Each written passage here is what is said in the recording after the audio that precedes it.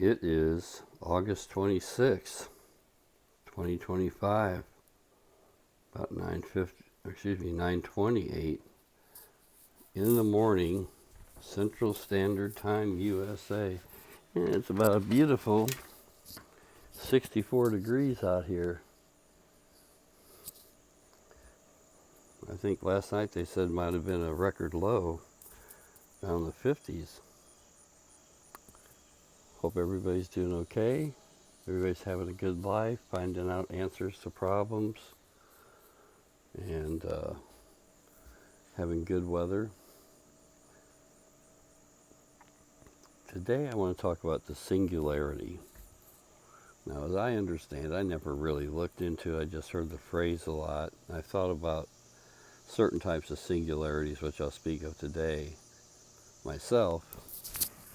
But it's kind of like, I think when things come to a point, when the old meets the new and merge. I could be wrong. But the singularity to me means when it gets to a point when, from a certain point forward, the things beyond the past of that point is, I don't know if you'd call it not relevant, but it doesn't fit into the new singularity, the new system, the new way of looking at things. And I'll explain that. If you say, I would say the singularity probably came, put a fine point on it, maybe around 1960. 1960 was the year that we had elected the youngest president to this day, I do believe, was John F. Kennedy in 1960. Now, people can debate whether or not it was rigged in Chicago or not, I don't know, but he was the one inaugurated. Unfortunately, he didn't make it too far. But before then, you had the old guard, Dwight Eisenhower, Harry Truman, Franklin Roosevelt, and so forth. And they had a different way of looking at things. And Kennedy was youthful, handsome, had new ideas about things. You know, he got NASA going off the boards. He tried to break up the CIA. He knew it was a criminal enterprise. He was trying to reform the Treasury,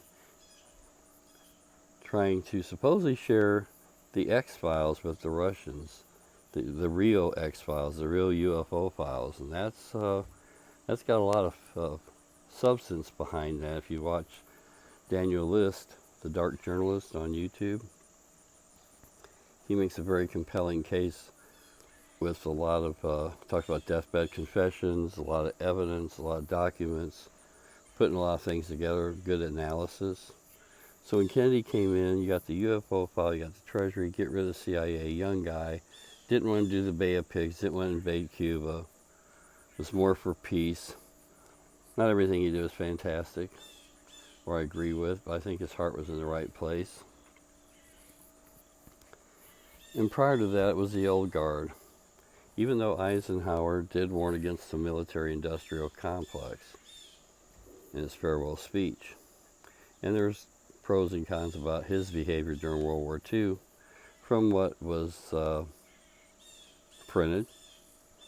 But either way, the old guard. And the music, you know, he came out of the crooner music of the 40s, 30s and 40s. And you had your blues and your jazz and stuff too. But you got into the 50s and rock and roll was starting to come on board. Little Richard, who it seems like he was the father of rock and roll, Elvis, Chuck Berry, the Everly Brothers, Ricky Nelson, and a host of others. But the Bing Crosbys and the Dean Martins, the Frank Sinatras were kind of on their way out, even though they held a following. Frank did good in Vegas, and Dean Martin had a show and did good in Vegas. And but but they were the special ones. They were like the Beatles of their era, the Elvises of their era. But by the time 1960 came around, you took all that stuff, you brought it into the 60s. The early 60s was surf music and still had the crooner type music and the simple bebop stuff of the 50s, with few exceptions. But when the Beatles hit, I mean, they were out in 63, 62 doing their thing. They had some records out, but when they came to America, that's when everything changed. That's when America found out that's really what put them over the top big time. And it is for most artists. They could be big in Europe, but if they're not big in America, it's like, who are they? And they can be very successful, selling millions and millions of records, selling out big concerts.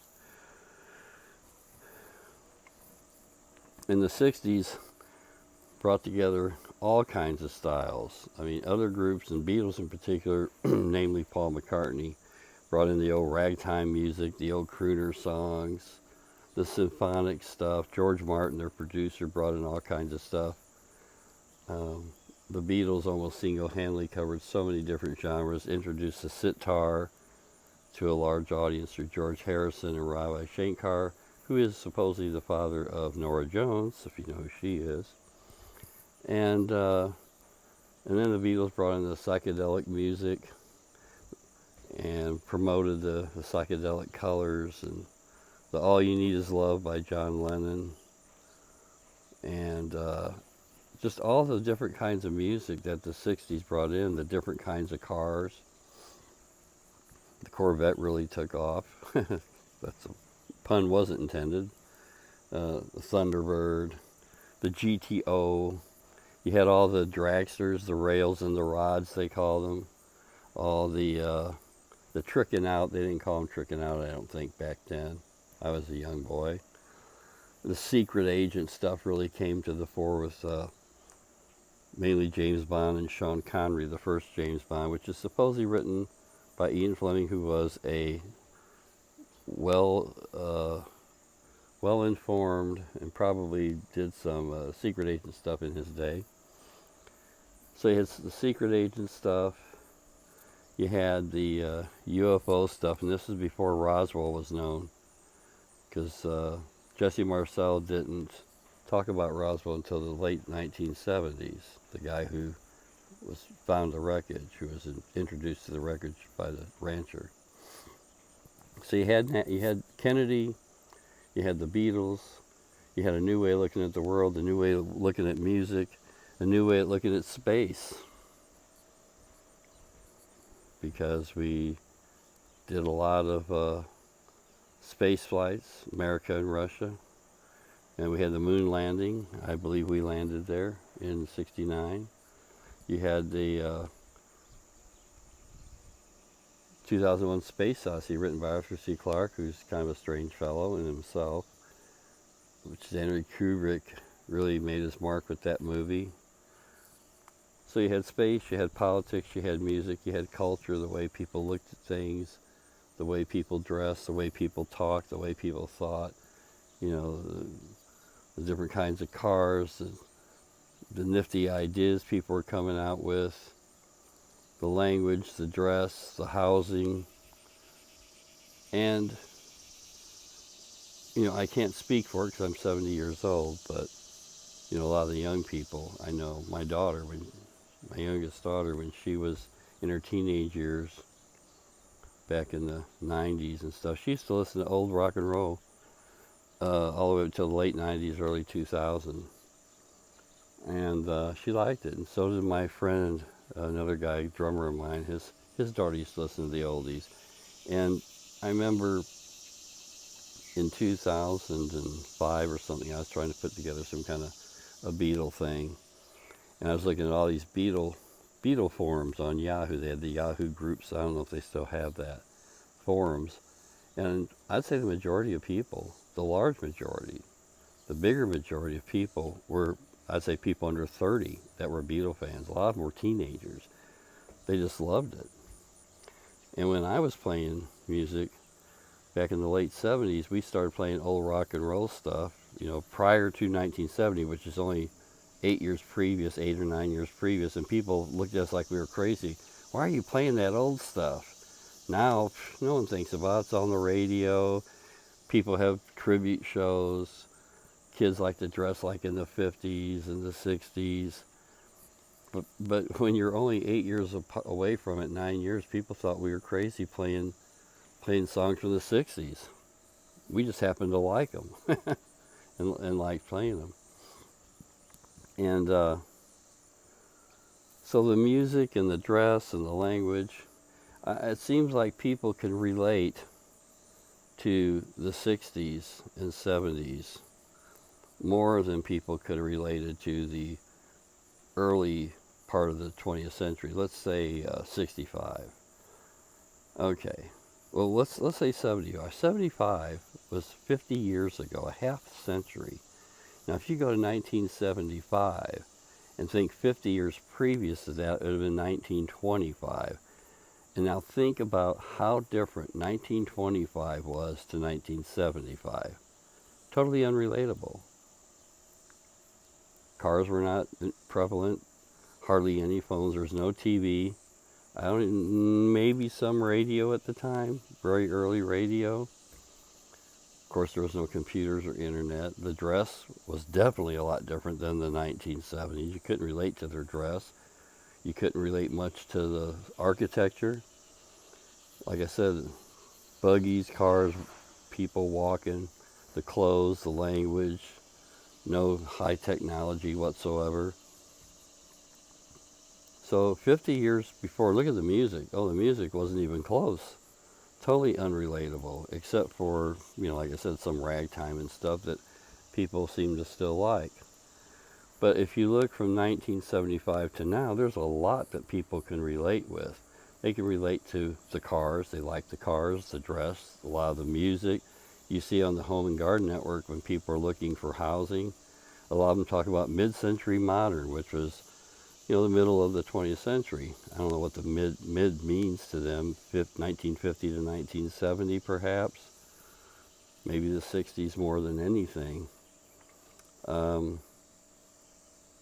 pretty soon it's going to be mid-century, 21st century, in the 2000s.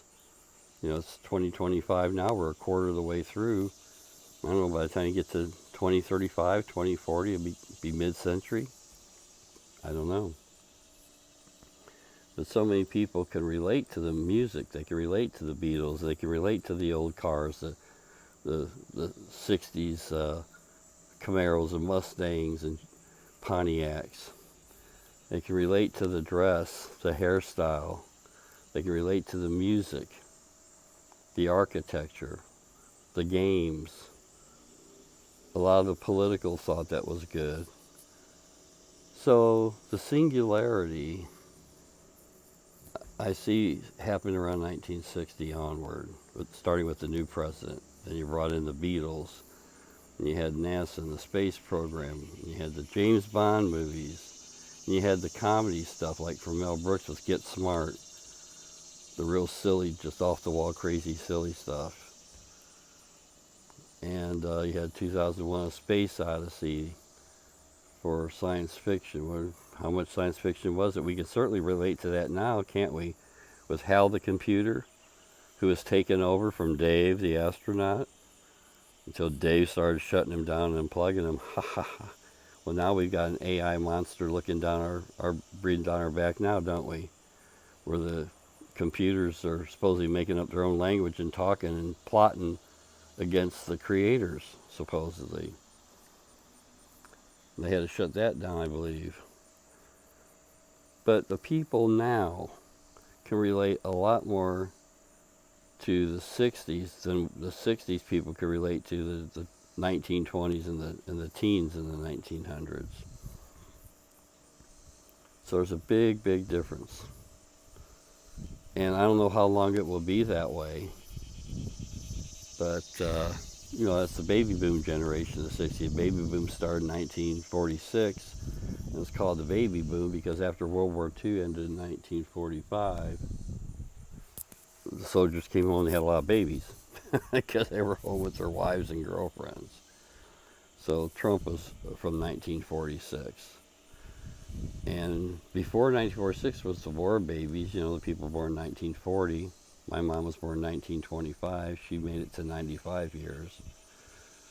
Uh, so the baby boom ended in 1964, I think is what it was. A generation generally, I think, is considered 20 years.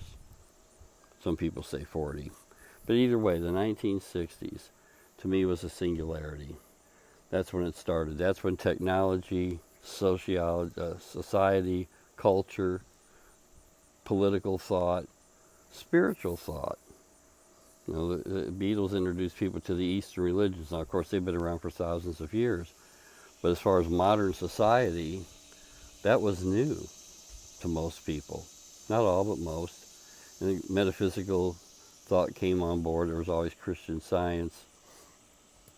Um, but then more people started coming around. Then in the 70s, they got into pyramid power and energy healing, and it just went on from there.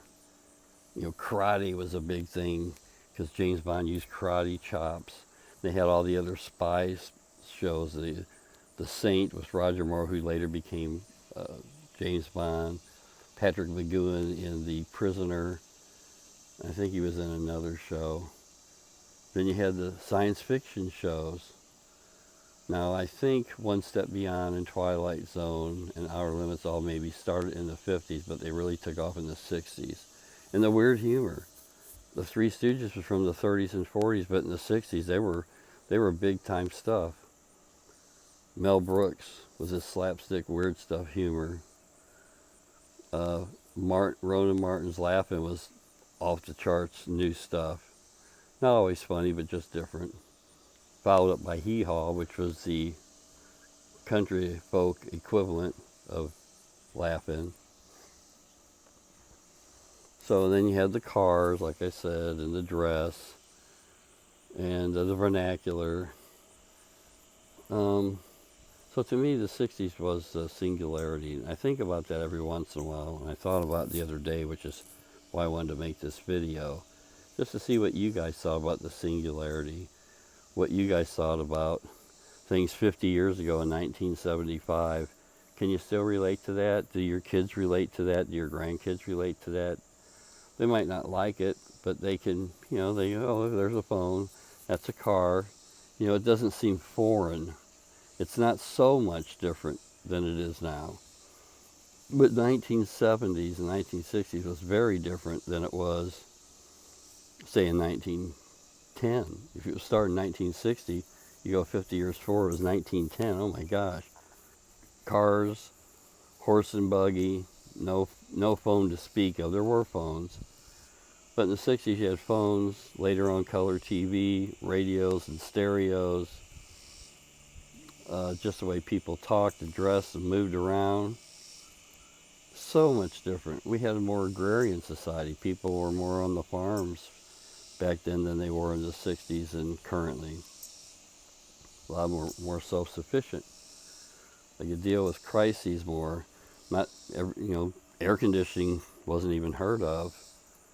I don't even know when that came on board. TV, 30s, 40s, something like that. Radio, big time in the 30s and 40s.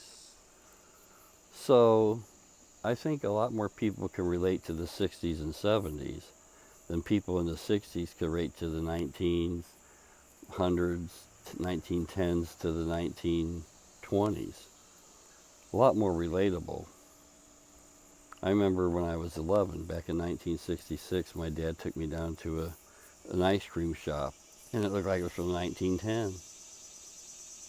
And I was like, wow, it's cool, but, it's not modern, it's a little weird. It was neat to be there. It was like being in a museum. Just all the neat old architecture and everything. A lot of that stuck around. Some of it was maintained when people started refurbishing old buildings, and a lot of people desire it.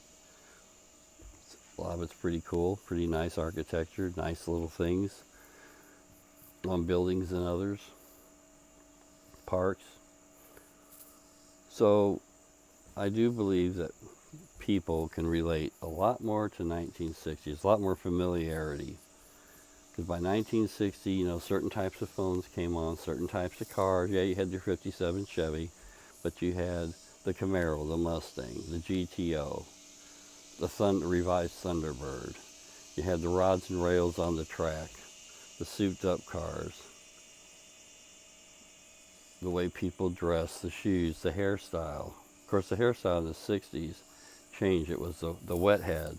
You know, the guys that comb their hair back with Bro Cream. They put stuff in their hair. Product, they call it now. Put some Bro Cream or grooming clean or something in their hair. But when the Beatles came and they had dry hair and they combed their hair down, that changed everything. So I think you can see what I'm saying here, right? I mean, the singularity, 1960s. People nowadays, which is what, 60, 65 years ago, can relate to 1960 more than people 65 years prior could be relating. Okay, so now if you go 1960 and you go 65 years previous, now you're talking about 1895. 1895. Now certainly 1895 was a big difference in 1960, wasn't it? Compared to now, 1960 to 2025. Can still totally relate to that. Well, I hope the trip down memory lane was fun for you. And I hope you're thinking about the same things I am, the same things I'm talking about here in this video. And I hope it was a little fun. I hope it'll give you some food for thought, maybe some conversation starters with your friends or family. Next time you go out, you look around and think about what stuff from the old days, from 50 years ago or 60 years ago, do you still see around you that you like, that you can relate to that? And maybe if you want to go way beyond that to the early 1900s or late 1800s, how much can you relate to that? And what's the future going to be? Well, nowadays we feel that pretty much anything is possible. You got the AI doing everything, you got robots doing so much stuff. I mean, it's not all out there in society yet, but we know what they're capable of doing. Computers can do so much stuff, multiple tasks. Then all the gadgets they have, unfortunately. And of course, it's a double-edged sword. You know, it's good and it's bad. To have all the surveillance cameras and all the microphones hidden everywhere can be good to catch criminals and bad for people spying on us and trying to control us. The deep fakes. Yeah, it's fun to make. You can make movies and stuff with AI and use other people's voices, real people, and their likenesses, and make funny little videos and stuff. But on the other hand, it could be where I can't really tell. A lot of people say they can't. Where they could take the president or somebody and make him look like he's saying something he's not. And it's already bad enough that they go around lying about that in the regular media. So it used to be they controlled the radio and the TV and the publications because there wasn't a whole lot outside interference for them. But with the internet, that all changed. That was a game changer to the good, because now people can share the internet and share videos and share things. But if they ever wanted to shut down the system, the cell phones and the internet and stuff, they could do it. And then we'd be back in the dark ages. We'd be back to the old days prior to all the high-tech information technology, which has been a thorn in the side of the people who wish us ill. So anyway, that popped into my head. I mean, we could sit here and talk for hours or days, couldn't we? All right, well, I'm going to go for now. You guys have a good day. We'll talk next time. Take care. God bless. Namaste.